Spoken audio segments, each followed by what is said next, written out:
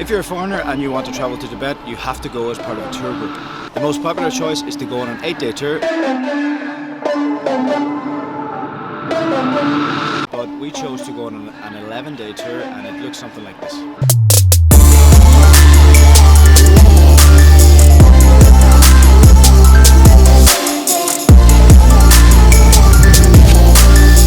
So today's question is an 11-day tour worth it?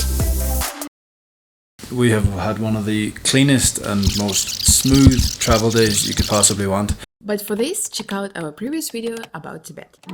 After an early start, we headed towards the eastern part of Tibet. As we left Lhasa on the highway, the stunning landscape became more green and lush. We had to drive for the whole day, but stopped a couple of times for some scenic views. The first stop was at the sacred waterfall. It's located in the park surrounded by jagged cliffs and beautiful nature.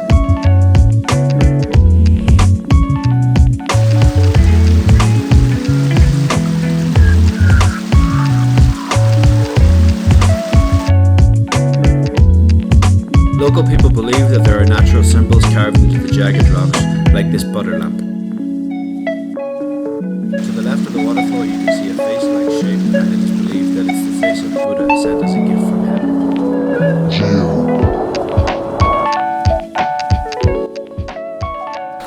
你有病吗？我有病。 In the middle of it. Yeah, 1, 2, 3. I didn't go far enough. I am stronger than Mark.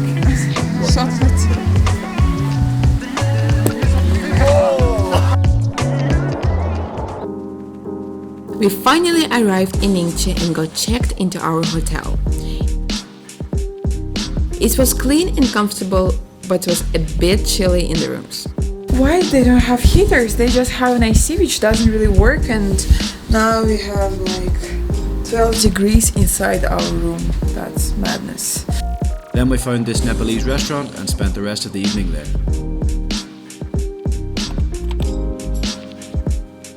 Have some fried rice, peas, some more vegetables. We woke up nice and early and had our COVID test done. We have to do it every 48 hours. And now we are going to the highest point of our trip so far. It's 4,400 meters. And luckily we will see the highest mountains we ever seen, 7,000 meters.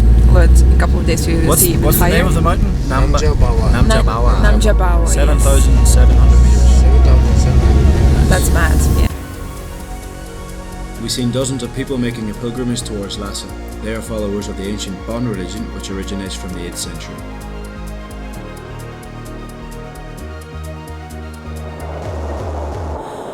As we ascended, the mountains were covered in fresh snow. As we didn't do much research, we didn't really know what to expect. But when we reached the top, we were amazed by what we saw. The magnificent peak of Namjabawa.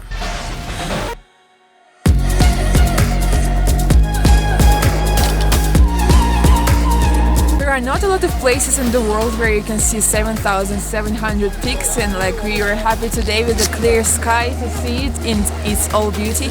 And now we are heading to Lulang Forest, where you can see more of green trees and one of the most dense forests in Tibet.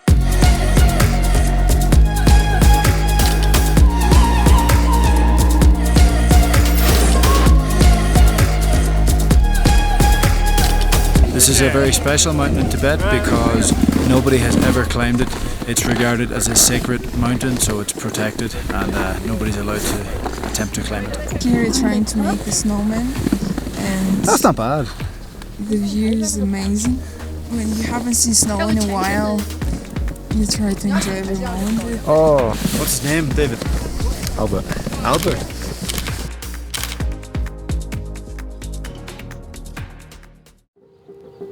Our tour company provide lunch today. It's a chicken stone hot pot, and we just arrived to this beautiful setting, so let's see what it's like.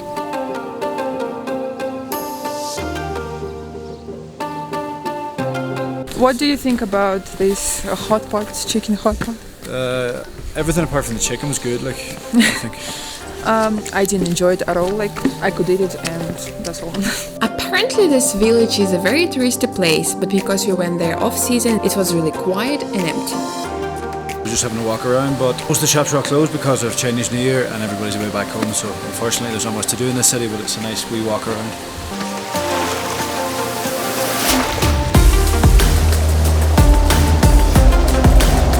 The mountains and forests surrounding this little village gave us some of the best scenery we've seen in our boat trip to Tibet.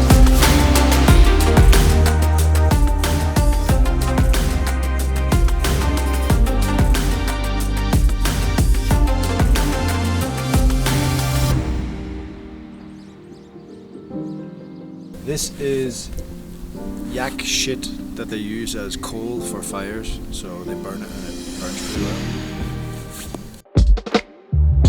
In the evening, after we came back from Lulang Forest, we had an event to celebrate, David's birthday.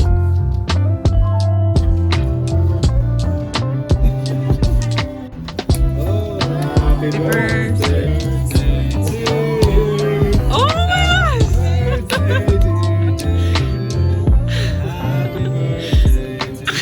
Music as well. Oh my god, that's amazing.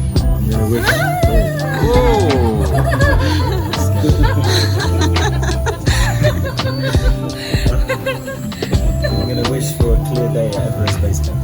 How's that sound? Amazing. Happy birthday, Davey! Happy birthday. Go light the candles. So we put this in my beer and then drink it.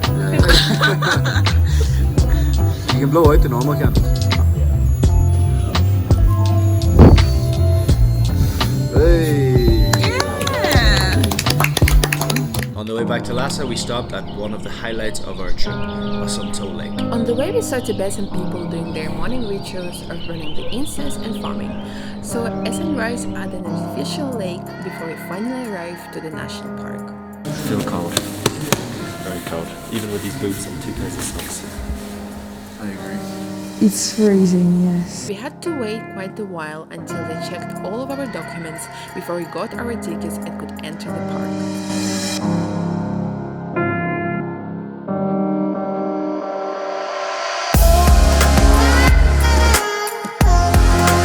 We had the chance to hike around the lake and we went towards the little island with a Buddhist temple in the middle of it.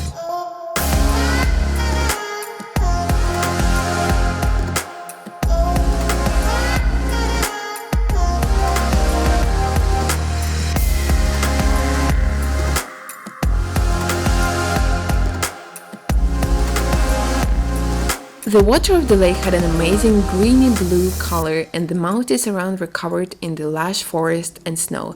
Very spectacular. In the evening we finally arrived to Lhasa, and what happened after we can watch in our previous videos about Tibet. Overall, we had an absolutely amazing experience there, and I didn't regret for a moment that we bought this tour, 11-day tour. Do you? Did you? No, I think it was definitely worth it, especially where they say that the reason for the first 3 days is to acclimatise. It definitely works because you were sick in the first couple of days, and then after the second or third day you really don't feel the altitude anymore, so yeah, definitely worth it. Lasted 3,600 meters, and the first night I woke up with a very sore head and I threw up, so I felt very bad. And when you feel this bad, you don't really care about the attractions. That's why I was really relieved that we're going a little bit down in this day, and after a couple of hours on the road I didn't have any altitude sickness symptoms at all. I didn't have any altitude. Because they drank beer apparently. Yeah, I wouldn't say the itinerary is absolutely amazing, mind-blowing. The first day you actually just spent on the road, but because you just arrive there and you feel like it's such a different place, different culture, different landscapes, like snow mountains and stuff, cold, like we haven't experienced minus 10 degrees in a long time. That's why for us it was really interesting, and we just enjoyed 9 hours of drive that day. But Lulang Forest and this mountain in Jambarwa, they were so stunning, and it was one of the best days of the whole trip, I would say. It was so nice and quiet, and Basumtso Lake was also very beautiful, but I just expected it to be a little bit more authentic, more wild, like Nyingchi Lake, without a fence and too many people, but it still was really beautiful and nice to experience that. So really, it's up to you to decide if you have an extra couple of days and the extra couple of thousand kwai that it costs to take the 3 days at the start as well and make it an 11-day tour. We definitely thought it was worth the extra money for to even just to get acclimatized. I think it was worth it. And we can't regret that we just had more time to experience Tibetan culture, because we had two different tour guides, and some of the things they repeated a lot, but some of the things we'd never heard from our second guide. It was really interesting, different, and especially because we were not really lucky with Mount Everest. After all, we thought, oh, at least we've seen Mount Nyingchi and we're really lucky with weather. So if you decide to choose an 11-day tour, let us know in the comments. And if you enjoyed this video, make sure to like it and subscribe to the channel, because in the next video we'll talk about how to travel to Tibet. if you go there, we hope you will have something to remember just like us.